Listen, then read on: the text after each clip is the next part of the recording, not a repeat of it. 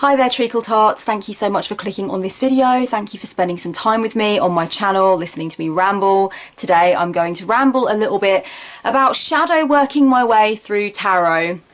I have found from the very beginning of my journey with the tarot that there were certain archetypes, certain themes, certain energies that would come up in the cards, particular cards, situations that are occurring in particular cards, meanings assigned to particular cards that bugged the fucking hell out of me. And that is a very good thing. That is part of one's shadow work journey when we work with decks, whether they're oracle decks, tarot decks, systems that actually give us a lot of symbolism and a lot of archetypal content. It's one of the best ways to do shadow work. We have to do our shadow work with the tarot cards that bug us and turn us off and creep us out or make us feel uncomfortable or even make us feel angry. We have to do that shadow work and move through those issues if we want to be really proficient card slingers, right? And especially if we want to read for other people, we want to make sure that we're not projecting our own mountain of shadowy crap onto particular cards that could be super useful for the clients or querents that we're trying to help and advise. I've said quite a few times on my channel over the years that the problem cards in a tarot deck are your gifts. They're gurus for you. You have to dive deeply into your psyche to figure out where those issues are coming from with those particular cards, because you need to iron that stuff out so you can be the most proficient reader that you can be. And then there's obviously this whole other layer to that process where you actually get to learn what is really at the heart of some of the obstacles that you're facing in life, you know, and what your fears actually are deep down. And that's a very deep process, and tarot led me to that process. I first picked up a deck of cards when I was about 13 years old, 12 or 13 years old. A friend of my mother's gave me my first deck. It was the Marseille Tarot, and I was instantly hooked. I was fascinated. And since that time, over the years, I'm 32 now, I'm 33 in December, I've found that there have been lots of different situations where certain cards have really bugged me, certain cards have really gotten up my nose. And the interesting thing about shadow working your way through your problem cards in tarot is that your problem cards change over time. So some of the cards that I feel a really strong connection to now, and I feel an affection for, and I feel an affinity to, are the cards that used to bug the living shit out of me. And I did my work and I went through that process. And now there are other cards that I used to be okay with that I now know that I need to kind of iron out my relationship with because of where I am in my life, because of things that have happened. Oh my god, you know when you've got a tiny little hair on your face, a teeny little fibre on your face, and it's just driving you crackers. Oh, I've got two, one on either side of my nose. Tweedledee and Tweedle fuck off! 3, 2, 1, I'm back in the room. Sorry about that.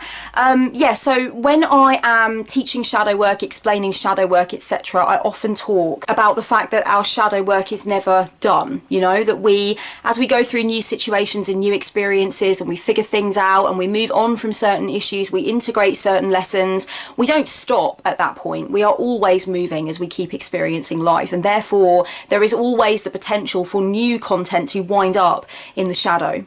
Meaning, you know, there's always the potential for new stuff that you are suppressing, that you're not realizing, that you're not dealing with, that you want to ignore, stuff that is bugging you, stuff that is keeping you stuck where you are.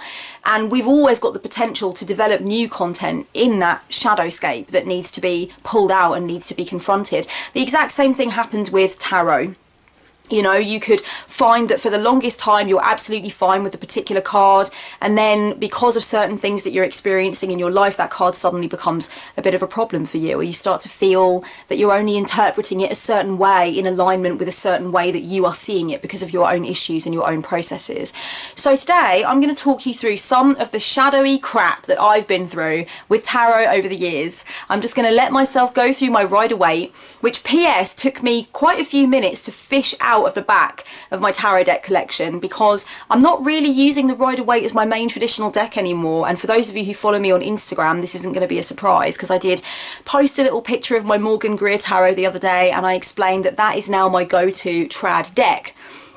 It's taken over from the Rider-Waite when I've been working for clients and I've really wanted a traditional tarot deck for clients. I still use the Rider-Waite Smith for my own readings that I do at my altar, but I'm actually I've moved on to the Morgan Greer as my preferred traditional tarot deck for clients. So it took me a while to find the Rider-Waite that I use for clients, but I've been using it for clients for the longest time. You can see the sides of it are very mucky now from being constantly shuffled and constantly played with. If I showed you the difference between this one and the one that's on my altar, it'd be a pretty shocking state of affairs. Okay, I might just give it a little dovetail for luck. Without further ado, let me have a little look through my trusty Rider-Waite-Smith and let's talk shadows. Okay, so if we're talking shadow cards past and shadow cards present, I would say that the Page of Wands would definitely be a shadow card from my past that I definitely felt some difficult feelings about and I had to work through. Because the Page of Wands for me is a symbol of a certain time in my younger life when everything seemed to be going my way and everything seemed to be going full speed ahead, and I seemed to be getting what certainly a lot of the adults around me seemed to think I ought to be working towards. I had a lot of experiences of adults projecting their excitement and their kind of expectations onto me when I was growing up. They saw that I had potential and they wanted me to own that potential and harness that potential and do something wonderful and have my name in lights. You know, there was a lot of that when I was growing up. It was very, very pressurizing. And I know that I played up to those expectations. I know that I wanted to be whatever it was that the adults in my life wanted me to be. And I know that I was trained, my ego was trained in this idea that I needed to seek approval and I needed to get where everybody thought I should be and where they thought I should want to go. And there was a certain point in my young life where I was really getting there and I was really doing that and things seemed to be coming together.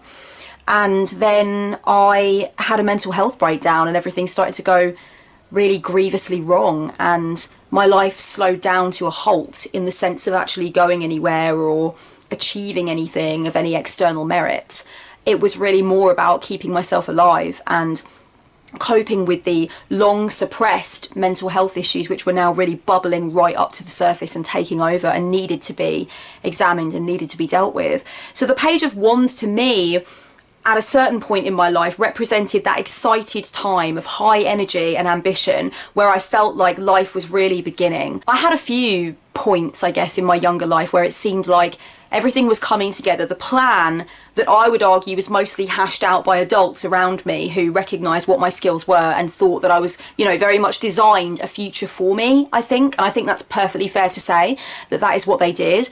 I had certain points in my younger life where it seemed like that was what was happening. So I was selected for a really prestigious writing course for young people and I was, you know, that was all paid for. I was able to go away and do that. I won some writing competitions with my poetry and stuff. When I was a teenager, I got a job as a paid actress on TV. Everything seemed to be going my way with the writing and the acting and everything. And I was definitely kind of playing up to that role that I think was being designed for me. And then when I had my mental health issues and my mental health breakdown, it was like I wasn't that Page of Wands character anymore that was preparing to really launch into life, you know. And I watched my friends from school go away to uni and start their lives elsewhere and go off and do different things, learn how to drive, get more independence and freedom, get full-time jobs, and I was just literally trying to stay alive and make it through the day without cutting myself to ribbons. So the Page of Wands definitely was a difficult card for me at a certain point in my past. The Page of Wands was brought out of shadow by life moving on and time moving on and me realising that I didn't have to play up to what other people thought I should be, and I didn't have to become a living portrait of what other people thought I should be and how other people thought I should use my skills. And for me, the Page of Wands, kind of freeing myself from the shadows that the Page of Wands really represents in my life, it was about recognising that age doesn't have to be about pressure. Growing older doesn't have to be about ticking these boxes that you think you ought to have ticked by the time you're 21 or 25 or 30 or whatever. I see so many people making themselves fucking miserable by playing along with this idea that by a certain age they have to have gotten a degree or bought a house or be married or have children or have their lives worked out or know what they want to do or be over their mental health problems. And it's bullshit. It's bullshit. Everybody deserves the right to move through this life at their own pace and do their own thing and not feel like they have to be subjected to the tyranny of these fucking ridiculous societal ideas about what is normal and appropriate at a certain age or what constitutes success by a certain point in life. And when I started to realise that I was doing that to myself and that I didn't have to do that to myself anymore, that was really how I started to pull myself out of my Page of Wands bondage. 3 of Cups. I think that for a lot of people this is a shadow card if they've been through any kind of betrayal, any kind of manipulation or exploitation at the hands of friends that they thought loved them. And for me, the Three of Cups is a representation of that. And the Three of Cups is something that has just really recently, in the last couple of years, become a card that has shown its more shadowy face to me. I've had to look at the seedy underbelly of how it's possible to feel about a card like the Three of Cups. And of course, I've worked through those issues, and I am working through those issues, and I think that it's important, of course, for somebody who's a professional card slinger to do that. Obviously, I don't want to be bringing my projections and the work that I'm doing with tarot to the work that I'm doing with clients, and I think that's part of the compromise that you make and the discipline that you bring to being a professional card slinger. And I feel confident that I can work through my feelings about various cards, and I can do my shadow work with tarot without allowing that to poison the well of what I'm actually supplying for clients. So yeah, the Three of Cups, I can certainly still see the bright side of it and the beautiful side of it, and I think that the Three of Cups does represent some beautiful things that I have in my life and some important connections that I have in my life, but my God, does it ever represent some of the bitter, awful, shocking shit that I've been through at the hands of women that profess to love me as well. So yeah, there's that to the equation. A few times the Three of Cups has come up in my shadow work and I've just been like, oh, fuck off. The King of Pentacles, definitely I've had a shadowy relationship with actually both the King and the Queen of Pentacles. Where's the Queen? Here she is. Both of these mofos have seemed over the years to represent parts of me that I could not get a grip on, and qualities and characteristics that I would feel very jealous of when I saw them in other people. I think that for me, the Queen of Pentacles is just in control of her shit. She's in control of her environment. She's in control of her wallet. She's in control of what happens next. So it's about time management. It's about prioritizing. It's about all of those things. And finances, and just knowing what the plan is and sticking to the plan, having a strategy, being in your element in that way. And I think what was shadowy for me about the King of Pentacles was specifically to do with money. I was raised with a lot of crappy messages around money. A lot of difficult programming went into me that has been very difficult to unpick and is not completely unpicked yet. And I feel like both of these two together kind of presented me with problems. I've often said that me and the Queen of Pentacles used to not really be friends. And if you want to find out more about my relationship with the Queen of Pentacles and how it developed and how it flourished, and if you want to learn also more about my feelings about the other three queens as well, then you can click below to be taken to my e-zine called Awakening the Four Queens. I think that's what it's called anyway. It's been a while since I made it. But it's got some original collage work in it by yours truly. And it takes you on a little journey through each of the four queens and what I think about each of them, and some messages to help you to get a handle on these four incredible women in tarot. It's free, you can download it, have a good time with it, print it out if you fancy. The issues that are represented for me by the King and Queen of Pentacles definitely are not issues that I am done with yet by any stretch of the imagination. I recognise that it's one of the longest roads for me, and you know, I think for a lot of people that have been around and been watching my channel for a while, you guys are aware that I do really express my love for things like paper planning and using my Hierophant as a way to manage my time, prioritize stuff, be more organized, and be more of a fan of consensus reality rather than always operating against it and being in resistance to it. And certainly some of that is to do with a certain time of life that astrologers would connect with your Saturn return, and just kind of getting clearer on what my goals were for the business and what my creative and spiritual goals were. Definitely that has helped me to be better at managing time and better at prioritizing, but there's certainly a long way to go with that. I certainly slip up on that a lot, and I certainly also berate myself for not being better at it, and that is a constant journey of self-love for me to really get that self-talk where it needs to be. And you know, also at the same time, I think things like figuring out what I want to do financially and how I want to move towards those goals without feeling overwhelmed is something as well that I am actively dealing with right now. That is a part of my shadow work journey right now, and I'm not done with that, and it's definitely been one of the longest and most complicated parts of shadow work for me in terms of the journey overall. You know, that particular aspect, money, finance, that kind of stuff. I acknowledge that those are areas where I received a lot of difficult conditioning, and know, there were a lot of problems with that kind of shit growing up in my family and stuff. So I definitely know that I am still working on that stuff, but I have a much stronger bond with both the King and the Queen of Pentacles, which is a good thing. I've definitely felt a little bit shadowy about Temperance, for sure, without any shadow of a doubt. Temperance to me for a really long time represented those things that I just could never be. It represented people mostly that have a zen-like nature, that are more chill than me and have more perspective and can be more objective about things and can cope with things without feeling angry or overwhelmed or any of that stuff. I've said on the channel multiple times before that when I was growing up, I definitely had issues with rage. I certainly had anger management problems. I was a very angry teenager, and it took me quite a long time to move into practices like meditation and ritual and actually free myself from that bondage. And I think I had an interesting relationship between the anger, the rages I'd get myself into, and the self-harm, which I think would partly be my way of reducing those rages and trying to reduce the harm and the damage that those rages were doing to the people around me. And I think that's one of the deeper layers of my self-harm story that a lot of people in my life don't really know or understand much, is that sometimes I hurt myself so as not to hurt the people around me. Temperance for me was a representation of that kind of person that has got a handle on their emotions and can, you know, work with different situations without losing their shit. And I often used to look at Temperance and feel a complete disconnection from the energy that I felt that it held.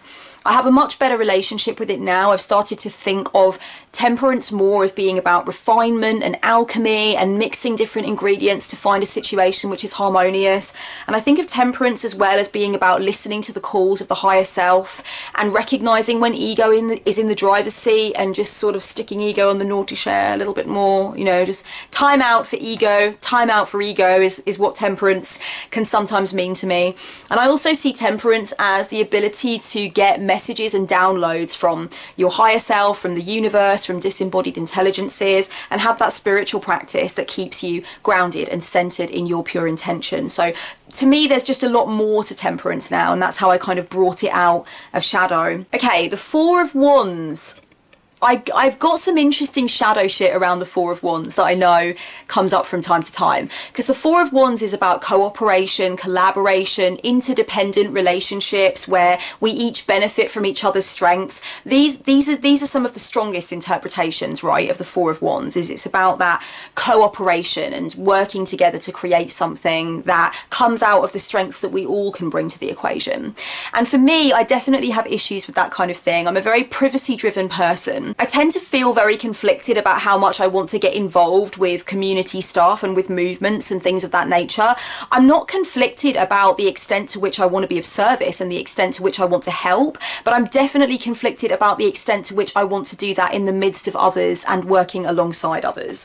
I'm just one of those people that is a natural lone wolf in many ways. That's not to say that I don't have friends, and it's not to say that I don't feel great affection and love for people, but I really like to be autonomous over my own projects. I like to be in the driver's seat when it comes to what I'm doing to make a difference, and I like to work on my own timeline and that kind of thing. I also struggle on and off throughout my life with trust issues and with letting people in, and I struggle with the expectations that I may sometimes place onto people whom I give more inner sanctum to, you know. It's complicated, there's lots of layers to it. I guess I know more what I'm talking about than I suppose I could explain in the context of this video to you guys. But for me, the Four of Wands has definitely been a card that I've had to grapple with. Let's just put it that way, because essentially it's about people coming together and building something together, and I've always been a little bit about that, you know. I want to build my own thing. I want to do my own thing in my own way, and that's much more how my personality is geared.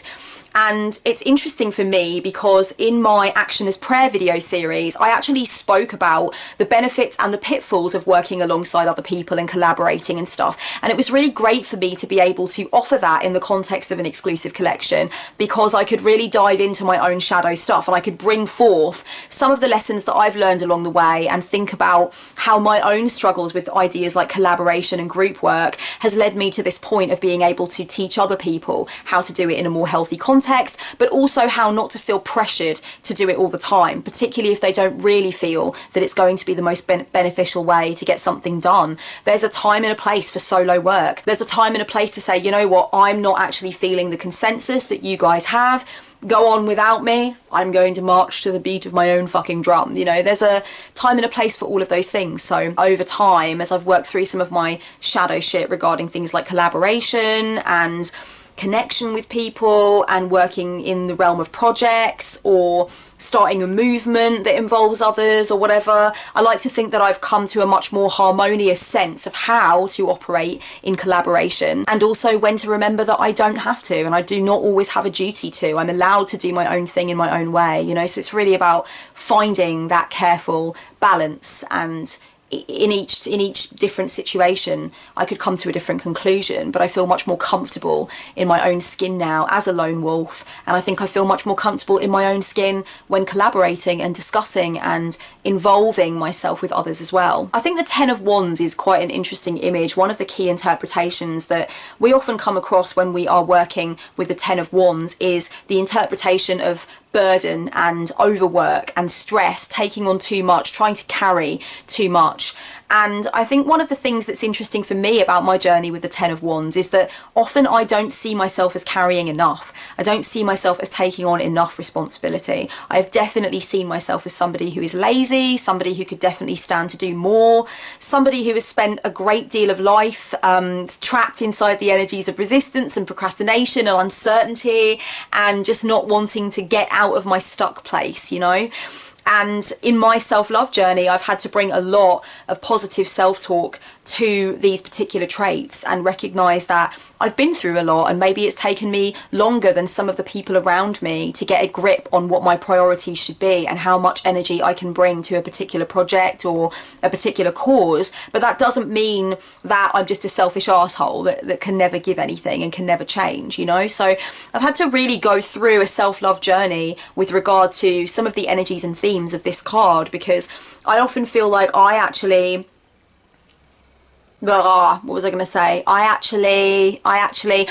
could stand to be a little bit more like this figure, is what I sometimes think, you know. I feel like I could take on more, I could do so much more with my time. I see other people with so many more responsibilities and things going on, and kind of, I suppose, spinning so many more plates. And I could do with a little bit more of that attitude of being more capable and having more of that vibe of, what's that meme that does the rounds on and off? It's so good. You have as many hours in the day as Beyonce. That's sometimes how this card makes me feel. It's like reminding me, you know what, you have as many hours in the day to do epic shit as Beyonce. So what is your excuse? And what are you doing right now? And is it actually something that you're going to feel happy that you spent all day doing, or not? And if not, change the record, madam, because nothing's going to get done if you don't realise that you have as many hours in the day as Beyonce. It's a very important thing to recognise. I suppose in a way I could say similar kinds of things about the Eight of Pentacles as well, because I feel like this is often an image of what I would like to feel more and what I would like to do more. The Nine of Pentacles I have often thought of as a figure that I could never see myself as becoming. I couldn't really relate to her, and I so wanted to. And I feel more and more all the time now like I'm starting to be able to let myself feel the way that I imagine that the figure from the Nine of Pentacles feels. I'm beginning to survey what I'm building and look at it and say, well done me. This is good. This is going somewhere. I feel happy about this, and this is mine. This is something that I've built for myself, and I should be proud. I should be proud of that, you know. That's kind of one of the key energies with the Nine of Pentacles that I used to really not be able to get a grip on when I first started to really read the cards, and really, you know, through my mid to late teens and then early 20s particularly, really started to give these in-depth readings for others and try and be of service to others, try and help others through using the cards. The Nine of Pentacles was one that I think always used to stick in my throat, I think, and a card that I really had to work with. I never saw myself as being able to have this. And I want to mention another card from the Suit of Pentacles that I think goes hand in hand, and that's the Five of Pentacles, which I think for me, in terms of shadow cards, would be representative of poverty mindset, lack perspective, you know. And again, that comes from my conditioning, my programming experiences I had while I was growing up, things being very up and down with money, parents not necessarily being good with money, worries about money, anxiety about money, adults projecting that anxiety onto me regarding money, money, money, money, money, money, money, money, money, money, money, money.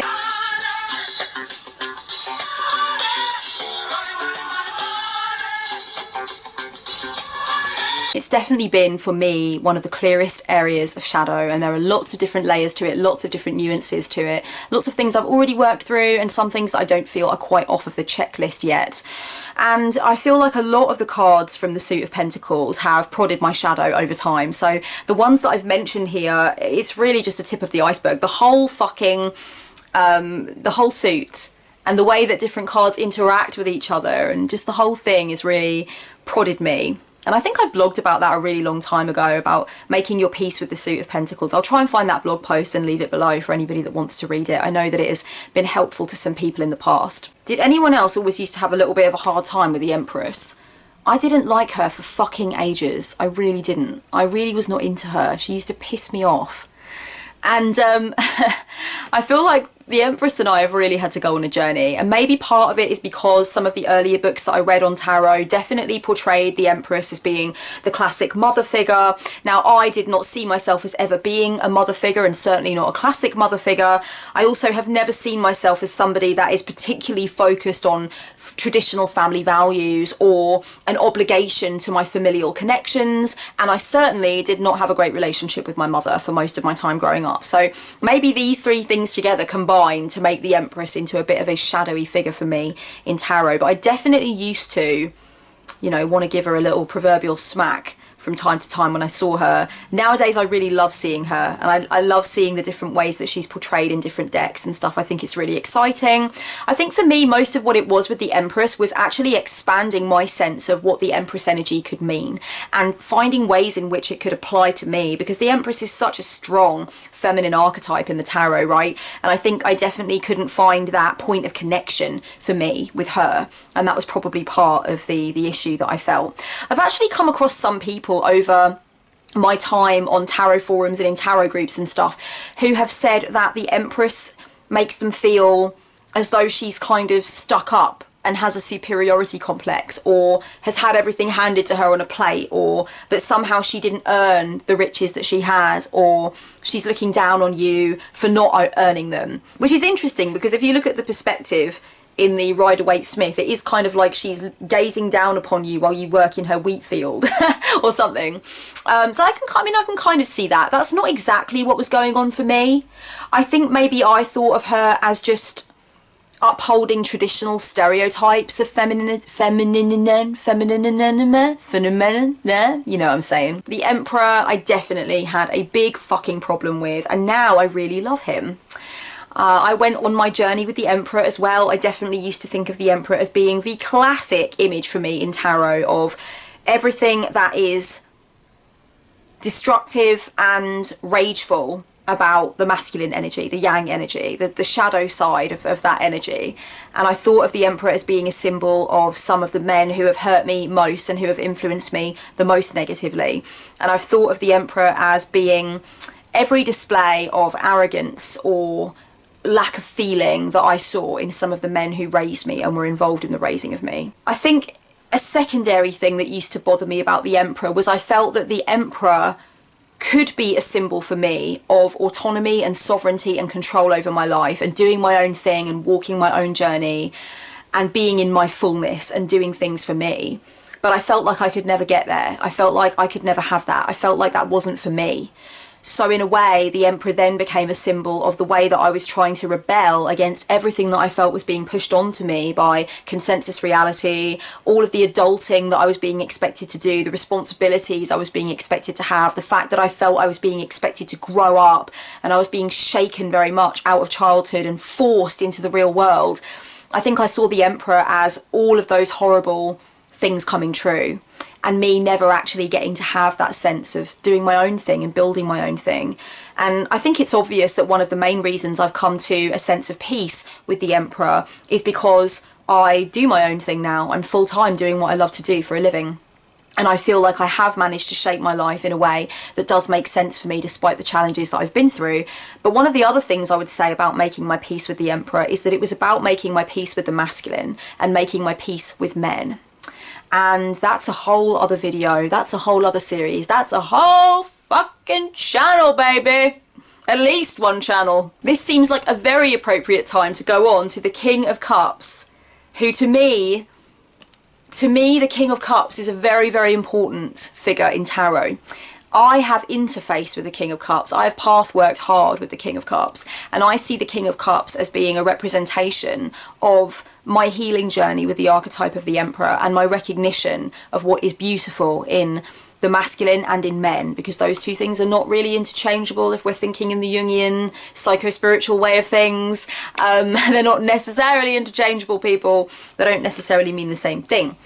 But you know, the King of Cups, it's kind of complicated to explain, but I feel like I had to work very actively with the King of Cups, whom I saw as being the most attractive idea of what the masculine could be and how men could behave in the world and how men could see themselves and their masculine energy and actually use it in the world. And so I used the King of Cups as a portal through which to achieve a sense of healing and a sense of coming to peace with regard to stuff that happened to me when I was growing up and feelings that I felt and shit that I went through. Apparently, the Hierophant is statistically the most disliked card by tarot readers, which makes a lot of sense because in a lot of ways we do think of the Hierophant as being a priest, a religious figure, somebody who puts forth religious dogma and religious instruction. And obviously a lot of us have had to fight a very hard battle to get to the point where we could pick up a deck of cards and say, you know what, this is going to be part of my framework. And no, I don't care what you think, and I don't care if you think I'm going to hell, and you can pray for me all you like, but I'm a card slinger now, mum and dad. So I think that's one of the main reasons that the Hierophant can be loathed. It's the idea of dogma and religious instruction and being told what to think and how to live your life and how to interface with the concept of spirituality. I definitely had a big problem with the Hierophant. I definitely felt bored by the Hierophant. I felt like the Hierophant was trying to tell me what to do. I felt like the Hierophant represented religious, spiritual or occultic hierarchy, and I'm not about that life. And so yeah, there was a lot that I had to work out with the Hierophant as well, for absolutely sure. That definitely can't be denied. I don't mind the Hierophant now at all, you know. I tend to see the Hierophant as, in the best possible way, the most positive thing I can now say about the Hierophant is that he's a representation of the discipline that I have invited into my practice and the structure that I have invited into the activities that I partake in spiritually. So it's more about me taking it upon myself to put my own wheels into motion, formulate my own tradition, give myself my own sense of discipline. So there's no one at my back, you know, whipping me into shape. It's me whipping me into shape. I had to become the Hierophant in my own spiritual life. There's so much more I could say about the Hierophant, so much more, but I'll move on. But the Hierophant is, you know, pretty loathed. A lot of people have a difficult relationship with the Hierophant and have to work through that difficult relationship, and for me it was no different. I really did find him extremely punchable, but we're okay now, we're all good now. So these have been some of my shadow cards, the cards that have gotten up my nose, that have made me want to sling them in the bin, the cards that when I've turned them over to do a reading for somebody else or myself, I've really had to get a handle on my negative associations and try and read them from a, you know, a less subjective perspective. These are the cards that I've had to do work with. These are the cards that I've had to troubleshoot. These are some of the main cards that I've definitely felt some type of way about. I'd love to know if you guys feel that you have shadow cards in the tarot deck, and if you have any shadow cards that are the same as mine. If you do have shadow cards that are the same as mine, would you say that it is for similar kinds of reasons, or are your reasons very different? How do you tend to troubleshoot your shadowy cards? Do you feel that it's difficult for you to identify shadowy cards in your deck, or do you feel like it's relatively easy to recognize when you have a problem with shadow cards? Feel free to use the comment section down below to let me know what your own journey has been with working through cards that make you feel a little bit and a little bit and a little bit you know. And if you have a YouTube channel, then I'd love to see some VRs on this. That would be really cool. Much love, blessed be.